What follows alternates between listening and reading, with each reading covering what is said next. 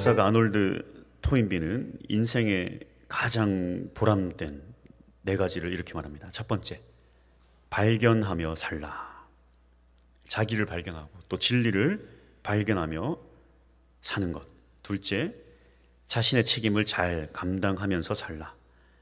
우리에게 주어진 책임들, 남편의 책임을 다하고 또 아내의 책임을 다하고 또 성도의 책임을 다하고 또 직장에서, 사업장에서 자신의 책임을 다하는 것입니다. 셋째, 자유인으로 살라. 죄에 묶여 얽매여서 살아가지 말라는 것입니다. 네 번째, 복음을 전하며 살라. 한 생명이 천하보다 귀하기 때문입니다. 이 복음으로 한 영혼을 살리는 일은 어떤 것보다 가치 있는 일입니다. 무엇으로 어떻게 영혼을 살릴 수 있을까요? 24절, 내가 진실로 진실로 너희에게 이르노니 한 알에 밀이 땅에 떨어져 죽지 아니하면 한 알 그대로 있고 죽으면 많은 열매를 맺느니라. 여기서 밀알은 주님 자신입니다. 땅에 떨어진다는 것은 육신을 입고 이 세상에 오심을 의미합니다. 그리고 죽었다는 것은 십자가에서 죽으셨다는 말입니다. 많은 열매를 맺는다는 것은 부활하심과 그것으로 인하여 많은 사람들이 구원을 받은 것입니다. 이 십자가의 죽음과 희생이 없었다면 나를 향한 하나님의 사랑을 어떻게 말할 수 있을까요? 우리는 구원을 생각할 수도 없고 아름다운 영광도 바라볼 수 없습니다. 이제 우리는 이 밀알로, 썩어진 밀알로 살았기 때문에 우리 역시 밀알로 살아야 됩니다. 진심으로 주님을 따르기 원한다면 그분이 하는 그 길을 우리가 따라가야 됩니다. 26절 상반절입니다. 사람이 나를 섬기려면 나를 따르라. 나 있는 곳에 나를 섬기는 자도 거기 있으리니. 주님 계신 곳은 십자가의 길입니다. 고난의 길이에요. 한국교회는 성장이 정체되고 또 심지어 쇠퇴하고 있습니다. 이런 현상은 이 서구교회는 이미 기정사실이 되었고 또 세계를 놀라게 한 한국교회지만 코로나 이후로 참 큰 어려움을 당하고 있습니다. 이 교회가 능력을 잃어버리고 성장을 멈춘 이유가 무엇일까요? 밀알이 하나를 그대로 있기 때문입니다. 밀알은 죽어서 땅에 묻혀 죽어 썩어야 됩니다. 그렇게 하나를 그대로 있기 때문에 교회는 힘을 잃어버렸습니다. 이 땅에 떨어진 밀알이 죽지 않으면 결코 열매를 맺을 수가 없습니다. 25절, 자기의 생명을 사랑하는 자는 잃어버릴 것이요 이 세상에서 자기의 생명을 미워하는 자는 영생하도록 보존하리라. 씨앗이 죽어야만 거기서 싹이 자라납니다. 그래서 이 부흥하는 교회, 또 전도하는 개인 모두 이 생명을 위해 엄청난 노력과 시간과 눈물을 드립니다. 썩어지는 거예요. 효과적으로 복음을 전하는 방법은요? 없습니다. 그냥 하는 거예요. 눈물로 힘을 다해. 오늘 우리가 어떻게 하면 주님께서 기뻐하는 삶을 살아갈 수 있을지 이 밀알을 통해서 깨닫기 원합니다. 첫 번째, 썩은 밀알이 되어라. 기독교 고전 가운데 하나인 이 토마스 아 캠피스의 그리스도를 본받아라는 책이 있습니다. 이 책은 예수님의 십자가를 사랑하는 자에 대하여 이 제목으로 시작하는 단락이 있는데요. 이 단락에서 이 토마스 아 캠피스는 우리 신앙의 모습을 이렇게 꼬집고 있습니다. 예수님과 그 천국을 사랑하는 사람은 많이 있거니와 예수님의 십자가를 지고자 하는 사람은 매우 적습니다. 주님의 위로를 받고자 하는 사람은 많이 있으나 예수님과 함께 고난을 받고자 하는 사람은 거의 없습니다. 예수님과 함께 만찬을 나누고자 하는 사람은 많으나 금식을 같이 하고자 하는 사람은 많지 않습니다. 많은 사람들이 예수님의 기적에 경탄하지만 십자가의 고통과 수치를 함께 하려는 사람은 거의 없습니다. 밀알은 그 자체로 있으면 아무런 열매를 거둘 수가 없습니다. 그것이 땅에 묻혀 썩을 때에 비로소 싹이 나고 자라나고 열매를 맺을 수가 있습니다. 그래서 우리에게 필요한 것은 단순히 밀알 하나로 있는 것이 아닙니다. 그것이 땅에 심겨져 썩고 죽어야만 합니다. 예수님께서 이 십자가를 지시고 죽으신 것은 성육신 하셨기 때문에, 하나님의 본체이신 주님께서 이 땅에 오셨기 때문입니다. 우리를 구원하기 위해서입니다. 이것이 바로 이 밀알이 땅에 심겨져 썩는 것입니다. 미라는 썩어야 열매를 맺습니다. 그렇다면 나라는 미랄이 땅에 떨어져 썩는다는 것은 무엇을 의미할까요? 그것은 바로 이 예수님과 같이 성육신해야 된다는 것입니다. 성육신이 무엇입니까? 주님께서 우리를 살리기 위해 이 땅에 오신 것 같이 우리도 한 영혼을 위하여 그 영혼이 있는 곳으로 나가야 하는 것입니다. 이것이 바로 우리가 해야 할 성육신. 나라는 미랄이 땅에 떨어져 썩는 것입니다.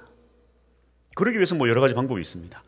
복음을 전하기 위해서는 두 가지 방법이 필요해요. 첫 번째로는 불특정 다수를 향해 전도지를 전달하는 방법이 있습니다. 이게 사실 거의 효과가 없어요.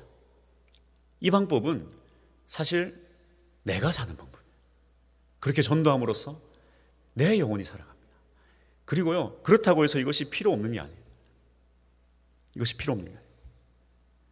또한 한 가지 뭐가 있습니까? 대상자를 두고 집중해서 전도하는 방법이 있습니다. 우리 교회는 이 두 가지 전도에 힘쓰는 교회가 되기를 소망합니다. 전도밖에 없어요. 미랄이 땅에 떨어져 썩는 방법은요, 전도밖에 없어요. 그렇게 썩어야지만 이 열매를 맺을 수 있기 때문에. 열매라는 것이 무엇입니까? 열매가 숫자적인 부흥만을 이야기하는 것만 아닙니다. 나의 이 죽어가는 영이 살아나는 것도 열매를 맺는 너무나도 중요한 요인이에요. 이러한 전도의 과정을 거치면서 결국에는 내 안에 이 죽어있는 영성이 살아나는 것입니다. 전도가 그냥 됩니까? 그냥 안 돼요. 내가 이 씨를 뿌린다는 게요, 그냥 되는 것이 아닙니다. 그냥 되는 것이 아니에요. 저는 정말 식물을 너무나도 잘 키우고 싶은데요, 하여튼 내가 손만 대면 죽습니다. 지금 우리 교회 식물들은 제가 손을 대도 죽고 안 대도 죽고 저 어떻게 될지 모르겠어요. 그러니까 이 지금 저 식물을 살리는 것도요, 씨만 뿌리면 됩니까? 저게 그냥 아무 때나 갖다 뿌리면 그냥 막 걔네들 다 자라고 그러니까 잡초는 그러겠죠. 그 씨를 뿌린다는 거예요. 전도를 한다는 거예요. 식물 하나 키우는 것도 그 식물을 바라보면서. 가만 보니까 식물을 잘 키우는 사람들은 식물하고 대화하는 사람들이더라고요. 저는 대화를 못합니다. 뭐야? 그냥 식물 아니야? 물 주고 죽어요. 그러니까. 근데 이거 바라보고 그냥 오늘은 좀 잎사귀가 어떻게 했나 이랬나 닦아주고 그렇게 하고 막 바라보고. 도저히 그게 안 돼요. 가만히 그냥 서 있는데 어떻게 대화를 하는가? 그 씨를 뿌린다라는 거. 그 식물 하나를 키우는데도 매일 보고. 그래서 그런 게 있었잖아요. 고구마 2개를 물 안에 이렇게 집어넣고, 여러분 많이 아실 거예요. 하나는 사랑해, 고마워, 사랑해 하고, 하나는 야, 이 죽어, 이 멍청아, 꺼져, 니 같은 거 필요 없어 하면은 그 실험하는 게 있으면은 참 그 식물인데도 불구하고 사랑해 하는 거는 잘 자라고, 막 욕하는 거는 못 자라고. 그거를 TV에서만 보다가 딸애가 초등학생 때 그 2개를 가져왔더라고요. 그래서 칭찬 고구마, 욕 고구마 해가지고. 그래서 우리도 지나다니면서 계속 아이고 사랑해, 아이고 예뻐 하는, 야 이 죽어 이 멍청아 막 이랬는데, 야 이거 정말 신기하게 하나는 잘 자라요. 하나는 막 빼짝 말라가지고 그냥 비틀어져가지고. 식물도 그럽니다. 우리가 씨를 뿌린다는 것은요, 그 안에 내 모든 것이 들어가는 거예요. 모든 것이 들어가는 것입니다. 그 불특정 다수를 위해서 우리 전도하는 건요, 전도하다 보면요, 이 마을이 내 품에 안겨져요. 한번 해보셔야 돼요. 내가 이렇게 해보잖아요. 요것이 내 품에 이렇게 쏙 안깁니다. 한 사람이 오고 안 오고 그걸 떠나서 이게 내 품 안에 이렇게 들어와요. 이렇게. 그래서 여기도 오고 저기도 오고 마산역도 하고 품 안에 들어옵니다. 그뿐만 아니에요. 한 대상자를 두면요, 여러분 텐트작자하고 이게 별거 아닌 것 같지만 그 이름 쓰나 안 쓰나 그게 무슨 의미가 있는데, 쓰면 달라진다니까. 그 이름을 쓰는 순간 내 심장에 그 이름이 박혀요. 그 사람을 위해서 한 번 더 기도하게 된다니까요. 이게 왜 중요합니까? 그래서 이번에 안 온다고 실망합니까? 아니죠.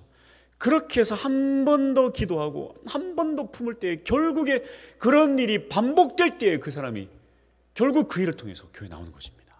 한 영혼은요, 여러분, 우리의 기도를 통해서 교회 나오는 거지 우리가 노력해서 되는 게 아니에요. 한 영혼이요, 노력한다고 교회 나오지 않습니다. 그 완악하며 우리의 노력으로 깨지지 않아요. 두 번째, 사랑하고 섬기며 기도하라. 그래서 이 굳게 닫혀진 불신자의 마음의 문은 절대 쉽게 열리지 않습니다. 더 정확하게 말하자면 인간의 노력이나 힘만으로 불가능합니다. 여러분 보세요. 제가 20년 만에 마산에 내려가지고 형한테 전화했더니 딱 전화 받자마자 나 교회 나오라고 하지 마라. 나 교회 나오지 마라. 야, 이게 뭡니까 이게?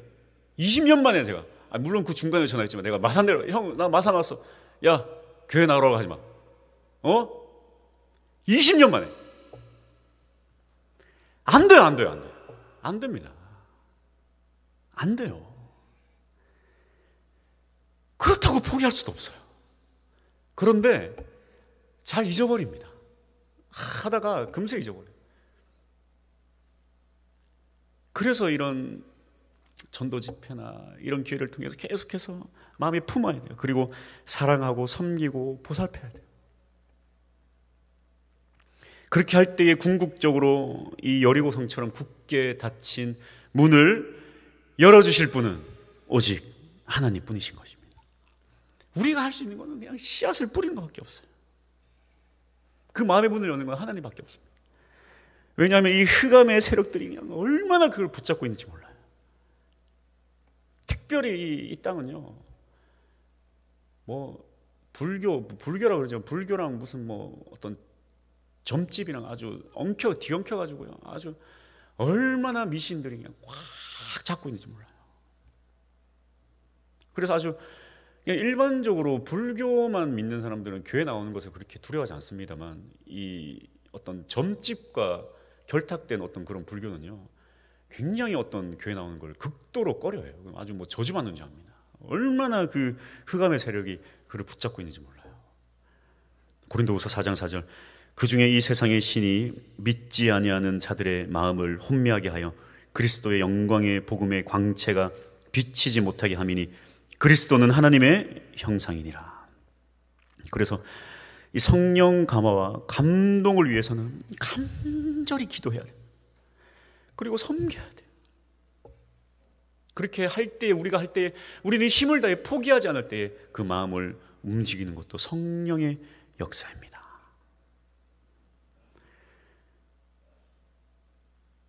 어떤 자매가 그 가정이 너무 또 어릴 때부터 이렇게 막 신앙의 가정이고 막 너무 이제 신앙을 닥달하고 믿음을 닥달하고 하니까 막 이 자매가 좀 지쳐가지고 나는 믿지 않는 사람하고 결혼해야 되겠다. 그래서 결혼을 다 했어요.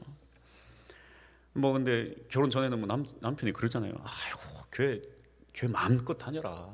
나도 시간 되면 갈게. 근데 여러분 대체적으로 남편이 그렇게 하다가요, 또 결혼을 하면요 반대를 합니다.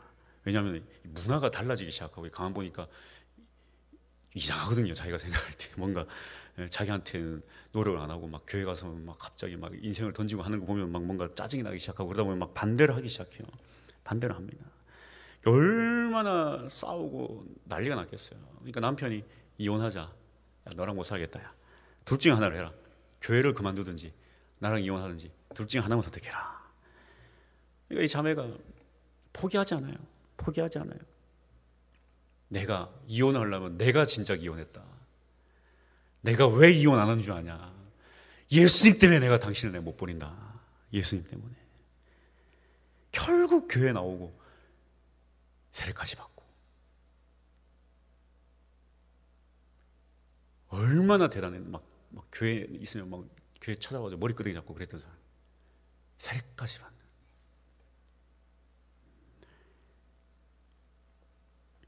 이거 포기하지 않고 끝까지 가야 되는. 한 영혼을 위한 울부짖음이 필요합니다. 이게 좀 간단하게 했지만요, 이게 지금 뭐 몇십 년 동안의 일이에요. 몇십 년 동안에. 하롤드 힐이라는 사람의 간증입니다. 여러 해 동안 가족 구원을 위해 기도했지만 잘 되지 않았다. 그러던 어느 날 아침에 이 사도행전 16장 31절을 읽는데 가슴이 벅차오르는 감동이 있었다. 주 예수를 믿으라. 그리하면 너와 내 집이 구원을 받으리라.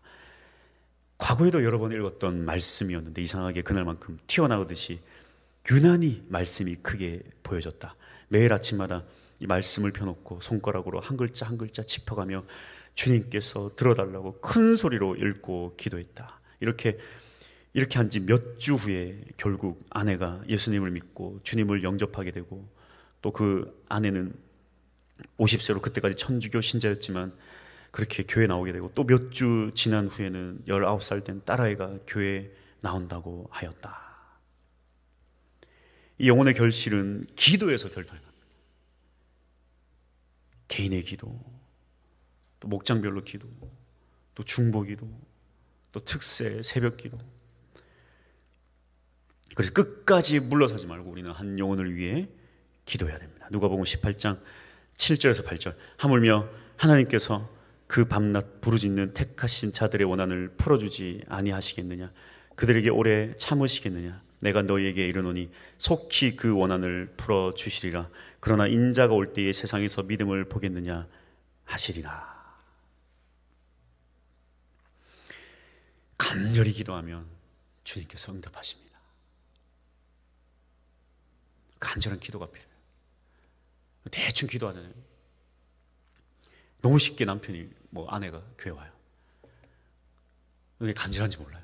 쉽게 부부싸움하고 다시는 남편은 아내 교회 안 나옵니다. 간절한 필요. 세 번째, 교회에서 복음을 듣게 하라. 결정적으로 우리가 참 힘써 해야 될 것 중에 하나는 참 교회 한번 나가보자.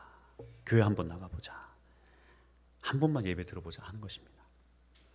그래서 우리가 어떤 전도 축제를 하고 전도 주일 날짜를 잡고 그렇게 하는 것은 이렇게 교회 한번 나오게 하는 것에 있습니다. 왜냐하면 복음을 들어야 돼요. 복음을 들어야 돼요. 복음을 듣는다고 100명, 1000명 모두가 100% 다 한 번에 바뀌는 건 아니지만 또한 또 거기서 역사가 일어납니다. 그 복음을 통해서. 여러분 100년, 1000년 전도하려고 탁구 치고 등산 다니고 뭘 해도요 소용없어요. 안 변해요 사람. 교회 좋지, 교회 좋지. 복음 한 번을 듣지 못해요. 복음을 듣는 것이 너무나도 중요합니다. 왜냐하면 복음에는 하나님의 능력이 있기 때문입니다. 준비된 영혼에게는 그냥 그전에는 그냥 지나갔던 그 말씀이 그 심장에 박혀버리는 기적이 일어나는 거예요. 기도로 준비할 때에 결국에 냉랭한 가슴으로 교회 나왔을 때에 어느 순간 그 복음이 심장에 꽂히는 것입니다. 그래서 우리는 매사에 주의해야 됩니다. 마치 무엇입니까? 이 낚시꾼이, 여러분 저는 이렇게 낚시 프로그램을 굉장히 좋아합니다. 낚시 프로그램. 그래서 이렇게 저 혼자 있을 때는 낚시 프로그램 같은 게 틀어놔요. 그게 무슨 그냥 보는 게 아니고 그냥 그런 어떤 낚시를 하는 그런 상황이 좋은 거예요. 제가 낚시를 너무 좋아하지만 낚시를 안 합니다. 하면 안 되니까. 그 하면은 얼마나 제가 정신 팔리겠습니까? 안 하는데 그 참 프로그램 봅니다. 보니까 어떻게 해요? 큰 물고기 잡으면요, 걔가 바늘 물었다고 끝납니까? 그 잡는데 그냥 얼마나 중요합니까? 그냥 조심스럽게 그냥 당기는 것도 조심해요. 또 뜰채로 떠고 또 망태기 담아요. 끝까지 이 배 위로 올라올 때까지 중간에 조금이라도 소홀히하고 조금이라도 잘못하면요 그냥 도망쳐요. 그냥 도망칩니다. 한순간도 긴장을 늦추지 말아야 돼요. 그래서 참 이렇게 한 영혼을 교회에 데리고 온다는 것 얼마나 힘든지 몰라요. 약속 잡아놨더니 당일날 갑자기 안 된다, 이렇다, 무슨 일 생겼다, 갑자기 집안에 사정이 생겼다, 이렇다 저렇다, 얼마나 난리 힘들고 어렵고 방해 세력이 많은지 몰라요. 너무나도 어렵습니다. 정말 우리가 전도를 하면요 하나님의 기적을 경험하지만 사탄의 어떤 아주 극심한 방해도요 전도를 하면 깨닫게 돼요. 여러분 전도를 하면서 정말 이 전투의 현장에 정말 그 최전방에 나가게 된다니까요. 몸으로 그냥 다가와요. 제가 이렇게 군대도 후방에만 있어가지고 제가 모릅니다. 제가 전방에 있는 사람 그런다 그러잖아요. 막 갑자기 어쩌고 저쩌고 무슨 한국 정권 망해라 죽어라 막 그거 한다고 그러잖아요. 저는 잘 몰라요. 후방에만 있어가지고 전도를 하나님을 모른다니까요. 이런 어떤 이 사탄의 공격 자체도 몰라요. 근데 전도를 하면 알게 됩니다. 최전방에 서게 돼요. 이야, 정말 사탄이 이 영혼을 붙잡고 안 놔주는구나. 그래서 예수님께서는 우리가 강권할 것을 말씀하고 있습니다. 누가복음 14장 23절, 주인이 종에게 이르되 길과 산울타리가로 가서 사람을 강권하여 데려다가 내 집을 채우라. 아무것도 아닌 것 같지만, 그래서 우리가 여름에 94명이라는 사람이 여기 다 불교 교회 다니는 사람이 아니에요. 뭐 처음 왔어요. 한 번에로 이 교회 문턱을 넘어서 예배 한 번 드렸다는 게 기적이 아닙니까? 기적이 아니에요. 믿지 않는 가정에 예배 한 번 드린 게 소원이다. 10년, 20년 걸려도 그 예배 한 번을 드릴 수가 없어요. 기적 중에 기적입니다.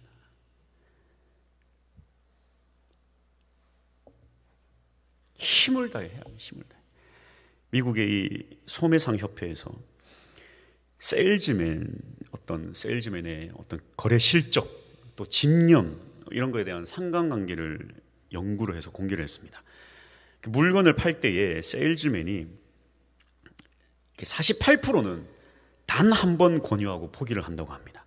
그리고 25%는 두 번 권유하고 포기를 한답니다. 그리고 15%는 세 번 권유하고 포기한답니다. 세일즈맨 중에 오직 12%만 4번 이상 권유를 한다고 합니다. 놀라운 사실은 이 4번 이상 권유하는 12%의 세일즈맨이 전체 판매량의 80%를 차지한다. 4번 이상 권유하는 12%가 80%를 차지하는. 그 나머지 88%가 20%의 성과를 내는 거예요.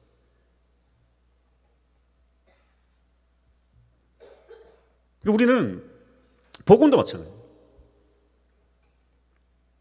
세일즈맨과 동일할 수가 없어요. 4번? 10번 다 해야 돼요. 10번.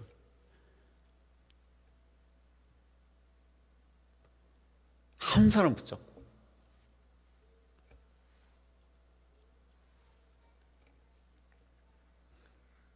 그렇게 해서 교회 오면요, 그 다음은 여러분 책임이 아닙니다. 하나님 책임이에요. 그 다음에 뭐 죽어도 교회 안 나가네, 어쩌네, 이러네 저러네. 하나님 책임이고, 그 다음에 강단에 선 사람 책임입니다.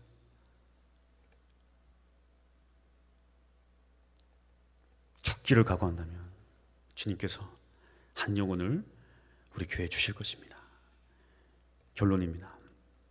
우리가 참 잘 아는 내용인데요, 20세기 세계선교에 잊을 수 없는 이 짐 엘리엇이라는 한 젊은 청년이 있습니다. 그는 어떻게 하면 자기의 생을 가장 소중하게 주님께 바칠 수 있을까 고민하다가 그렇게 남미에 있는 이오카족 인디언들에게 복음을 전하러 갑니다. 그는 휘튼 대학을 최우수로 졸업한 이후에 학교에서 교수 요원으로 선발하겠다는 제안도 거절하고 졸업 후에 친구들과 에콰도르에 가서 선교 사역을 시작합니다.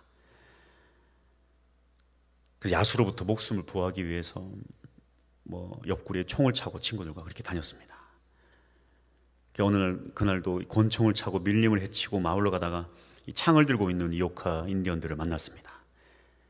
실은 옆구리에 총이 있었기 때문에 목숨을 지킬 수 있었지만 총을 사용하지 않고 붙잡혀 가서 결국에 에콰도르 강가에서 이 8명의 젊은이들은 피를 흘리고 죽었습니다.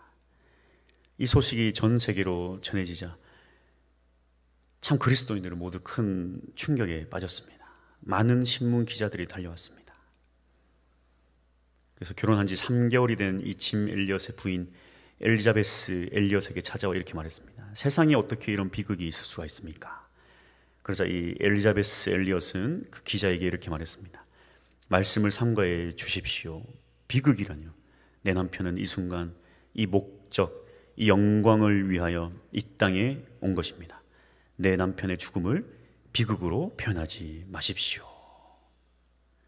결국에 이 이오카 인디언들은 모두 구원을 받았습니다.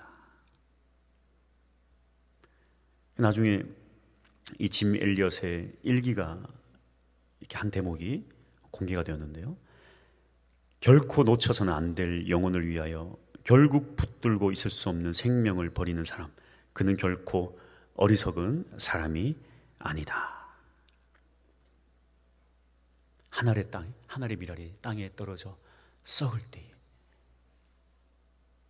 30배, 60배, 100배의 열매를 맺습니다. 썩어진 미랄로 살아갈 수 있는 우리 모두가 되길 소망합니다. 성경은 말하고 있습니다. 예수님은 말합니다.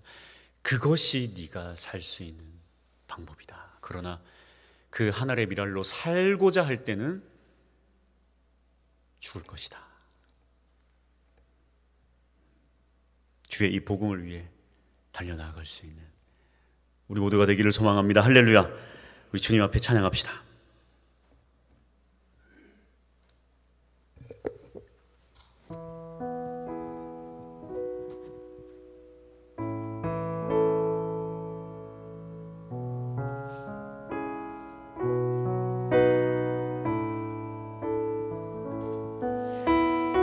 우리 역시 포기하지 말아야 될 것이 한 영혼을 위해 매달리는 것입니다. 모든 것 다 포기할 수 있어요, 교회가. 그러나 이것만큼은 포기할 수 없습니다.